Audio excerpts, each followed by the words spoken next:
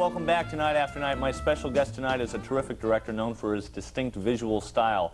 He's directed several films, including Brazil, Baron Munchausen, and Time Bandits, and the new film, The Fisher King. Please welcome Terry Gilliam. How you doing? Welcome to Night After Night. Thanks for coming. Now, did you start out as an animator in the business? You mean in life? Was I born animating?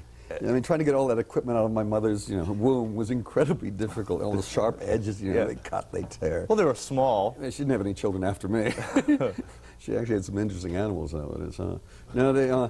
No, I was actually a cartoonist. Ever since I was a kid, I always used to draw, and it was a nice way of entertaining your friends and try to impress girls and things like that. And so I did that for years. And then I was an editor of a magazine, and I eventually ended up in London.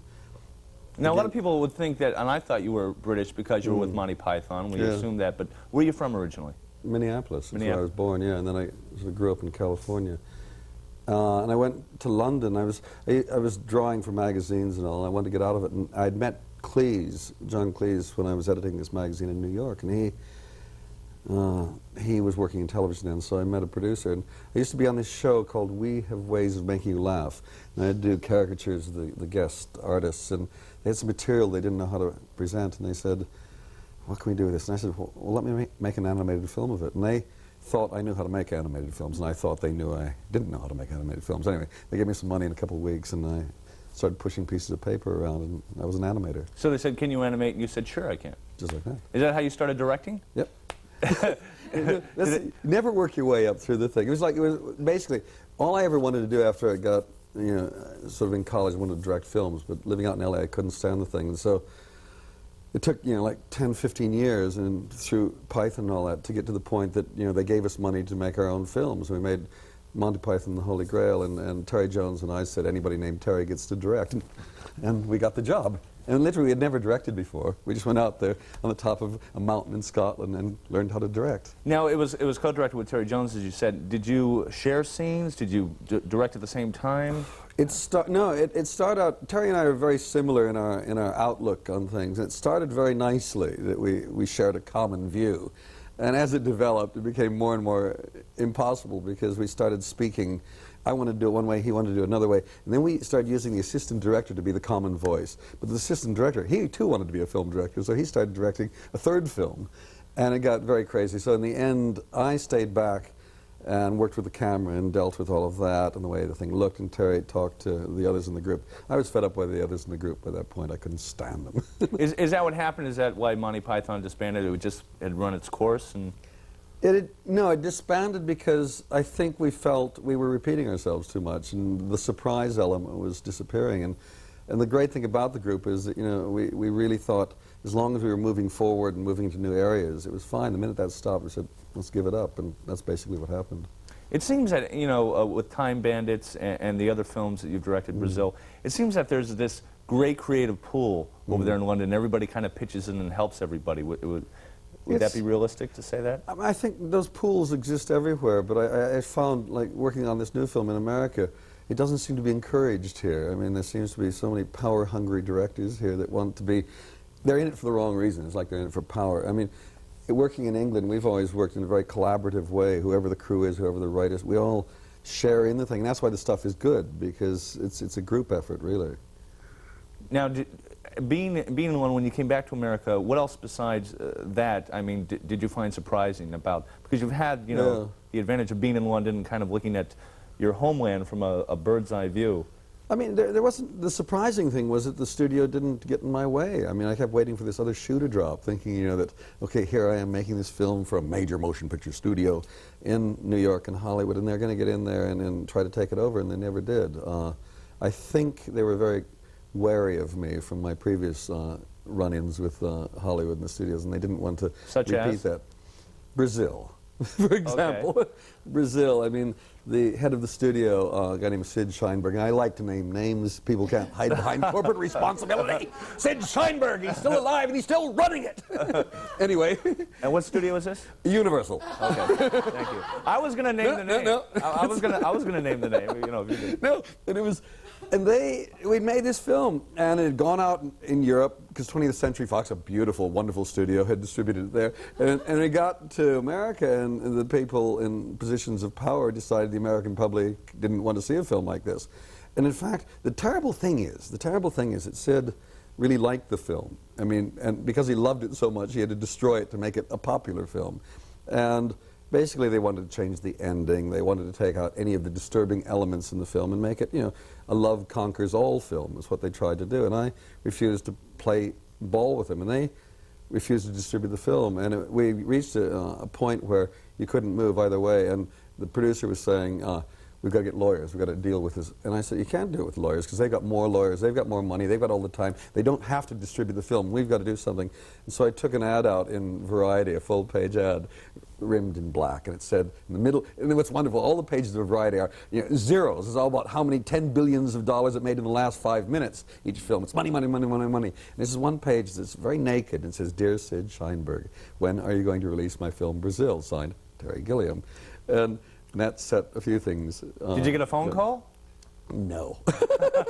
We got lawyers, we got everything. It just went crazy. How much did the ad cost you? It cost me, I think, $1,500. Were you reimbursed for that? No. Okay. I'm a poor man today. I'm a poor man today. Now, I would think because Sid Sheinberg runs a studio, he could cut up the film. Was that in your contract? Legally, could he have chopped it up?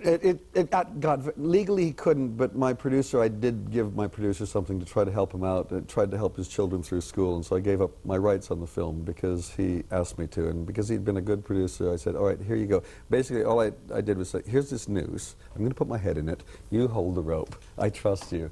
And he was put in an embarrassing position, but they were basically, contractually, the film was only supposed to be 2 hours and 10 minutes long, and it was in fact 2 hours and 20 minutes long. That's the stick they were beating us with. And what we did do is we started a lot of clandestine screenings for the Los Angeles critics.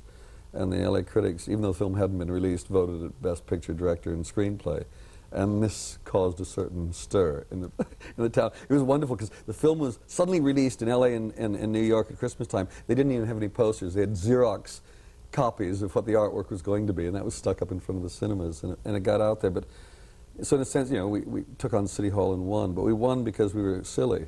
We didn't play it by their rules. And I remember going on Maria Shriver's show on television with Bobby De Niro, and they said, I hear you got problems with the studio. And I said, I don't have problems with the studio. I have problems with one man. His name is Sid Sheinberg, and he looks like this. I took out a picture. it was wonderful because they didn't know how to deal with that kind of madness. And has that anything similar happened with any other films since Brazil? That kind of thing, or do people realize, hey, I want this guy pulling on an 8x10 glossy of me, you know, CBS Morning News? I think that's what happened on this film. That's why they stayed away. I mean, we had not that kind of problem. On Fisher King? Yeah, Fisher King. Yeah. Say the name, the Fisher King. Now in Munchausen we had a different problem. Is the film, making the film itself was a real nightmare, and it went out of control, over budget, all sorts of things. But in the end, we had what I thought was a great film. And the studio, at that particular moment, was trying to sell itself to Sony. And it was an accounting exercise that was going on.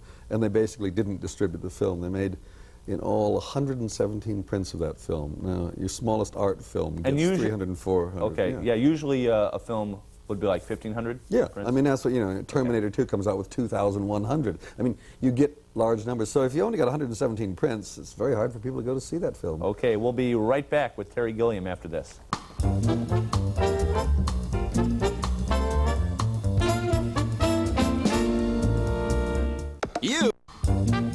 All guests of Night After Night are ensconced in the palatial opulence that is the Mobley Hotel.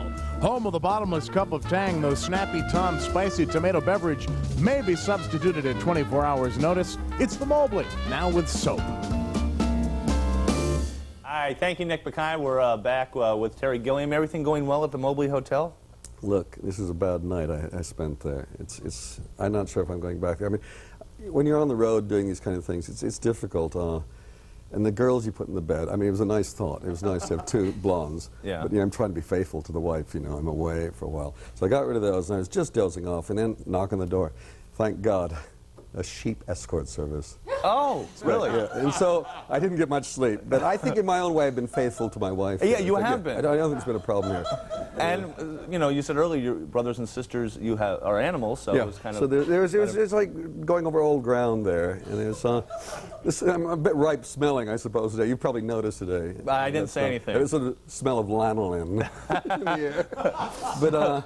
But they've got some buttes. Yeah. Buttes, sheep. I heard the pigs next door. There was a traveling salesman with a pig, but I don't know. Well, the Grateful Dead are in town, so that might be Well, it. I don't like pork products is my problem, so that's thank good. God for the sheep. Especially Especially on a day like this. Let's talk about, well, it's sundown already. Wink, wink, nudge, nudge. Let's go, kids. Let's talk about going over budget on a film. Do you take responsibility for Baron Munchausen going over budget? No, Okay. I'm innocent. Non mea culpa, as we say in Italy. But you're the one would say, hey, you're the director of the I film. get the blame, but I'm innocent. It's been a miscarriage of justice on this one. And this, actually, it's interesting. All my films before I've come in under budget or have done them very cheaply. And before Munchausen, I had this reputation of being the guy who could make these very expensive-looking films for very little money. And I went off to Italy because I really wanted to work in Italy. I wanted to have a good time. and I had a crazy German producer who was trying to, I think, bring the Axis powers back together. You know, Japanese money, German producer, Italian craftsman. And I think that particular war, you know, us Americans and English lost because it was totally out of control. I mean, he was trying to make the biggest picture since Cleopatra, and the Italians remember that fondly because they got a lot of swimming pools, you know, cars, everything out of that film. So he would encourage you to, like, do longer takes, or... No. He was encouraged. He kept in the press always to Italy saying, you know, this is the biggest thing since Cleopatra. So everybody was there to rip us off. It was very simple. I see. And production normally controls things. When I had started the film, I storyboarded the whole thing. There was a script, there was a storyboard. Everything was there that you need to know to budget a film. And having not worked in Italy, if he said we can do it for $23.5 million, I'm not going to fight that because we were supposed to be able to do things much cheaper. The fact is, what happened was he kept firing accountants. I discovered later, every time an accountant or a production supervisor would come on and say, it's going to cost 40 or 50 or 60, he'd fire them. And in the end, it cost 41, so we came in about right. But So now you got a bad reputation. now I got a bad reputation. I'll never work in the town again, that one. But Fisher King, how'd you do? Stay under budget on that? Stayed on budget. Actually, I went into this one interesting. I came in there without final cut, and I was the completion guarantor. If it went over budget, it came out of my pocket. I thought I'd go into Hollywood and say, look, nothing, watch me. And it worked. I got the money, and I got final cut. Okay, we're going to show a clip from Fisher King. You want to set this up? Do you know? What are we doing? I've forgotten. Okay, well What are we then doing? we'll Should I tell watch you about it afterwards? it. Sounds like a good idea to me. Here's a clip from the new movie with Robin Williams and Jeff Bridges of The Fisher King. Let's watch. I'm going to give you my wallet. Fine. The Fisher King, Terry Gilliam's latest film. Now, you want to explain that a little bit, or This is a date movie is what we're doing, Yeah. basically. You can see. mystery date? That's right. Robin, actually, at the start of the film, is this guy living on the streets who fancies himself as a kind of Robin Hood character. He's actually crazy. New York is this strange medieval kingdom that he inhabits, and Jeff is this DJ who. I actually don't want to tell how they get together, but right. they're two different worlds that suddenly come crashing together. And a lot of the film is trying to get Robin together with this princess that lives in a tower, who is that girl Amanda Plummer plays. And it's really, I mean, it's quite different from my other films because it's about characters, basically. Yeah, I was going to say, usually, you know, I didn't see any exploding heads or visual effects. Do you want to go more towards that? Was this a harder film for you to direct because of that? No, in fact, I mean, it's the easiest film I've ever done. It was really almost a reaction against Munchausen because I'd gone so far out into the world of effects and extravagance and Baroque filmmaking. I wanted to do something very, very simple. At one point, I had said after Munchausen I wanted to do a film about a schizophrenic, but only half his personality. I was trying to keep small and petite. And and this one came along, the script came along, which is the first script I've ever done that I hadn't, written. And it's just these four fantastic characters. And there's elements in there, like it's the search for the Holy Grail in New York City in the late 20th century. That is part of the theme of the thing. And so I do Grail films, don't I? And that's why I did it. I saw you filming a scene one night in my neighborhood here in New York. It was about 3 in the morning. Yes. And I saw Robin Williams out there like stretching. How do you keep your energy up, and how do you keep the crew's energy up on a shoot like that? I think drugs mainly. I mean, it's, yeah. But prescription drugs we're talking about. Oh yeah, prescribed by guys with long dreadlocks, working the streets in some of the dark. There's some wonderful pharmacies out there, you know. No, actually, to be honest, Robin is one of the great drugs on a late night shoot, because there was one night we were having to do a scene in a Chinese restaurant, and about 3 in the morning we were just dragging our asses. I mean, everybody was in real trouble. And Robin suddenly, he sensed it, and he just started doing a show. And the show went on for like 25 minutes, and it was the funniest, most wonderful show you've ever seen that Robin's done. And it just fired everybody up, and away we went. So it's nice to have people like that on the set to keep us alive. On the flip side of that, does it happen when you want to do a serious scene or you want the energy low that, you know, Robin can get out of hand sometimes? Do you ever have to calm him down? It's funny. I mean, everybody thinks Robin is out of control. Robin's in total control the whole time. And if the scene needs to be quiet and subdued, he's the guy for it. I mean, what's nice about this is it's a part that allows him to do the full range of what you've ever seen him do, from the manic madness to the most touching, vulnerable, you know, tragic characters. It's really great. And in many ways, you know, Robin is the most flashy in the thing, but Jeff Bridges is the real surprise in this film, because he's doing something you've never seen him do before, and it's the two of them become this team that I don't know, we could have a lot of sequels, I suppose, Fisher King 2, 3, 4, and all that. Okay, well, I'm talking with Terry Gilliam, the Fisher King. It opens in New York this Friday and around closes the country. on Saturday. So closes on Saturday. So you got to get in there quick and see this one. It opens nationally. You know, the PR people are going to be up your ass today. Terry Gilliam, thanks a lot, and come by and see us again, okay? Thanks. We'll be right back with Night After Night after this.